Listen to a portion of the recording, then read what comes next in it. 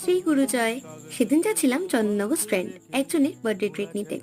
ভালোবাসার শহর পেরিয়ে চলে এলাম আর একটা ভালোবাসার জায়গায়। সত্যি এমনই একটা জায়গা যে সবসময় জমজমাট, দেখে বোঝার উপায় নেই অকেশন নাকি নর্মাল ডে। এই যে এনারই বার্থডে ট্রিট নিতে এসেছিলাম। বাড়ি থেকে ভেবেই গিয়েছিলাম থাপার মোমো ছাড়া অন্যদিকে তাকাচ্ছি না। বাট ব্যাড লাক, এতটাই রাত হয়ে গিয়েছিল যে খাবার শেষ হয়ে গিয়েছিল। পাশের দোকানটাই ভরসা হলো, তো সেখান থেকেই মোমো নিলাম। আর আমি সত্যি এক্সপেক্ট করিনি যে এত সুন্দর হবে মোমোটা। যেমন ভরে ভরে চিকেনের পুর দেয়া, তেমনই ঘন স্যুপ। মা বলছিল কিছুই খাবো না, আমি বললাম না, কিছু তো একটা খেতেই হবে।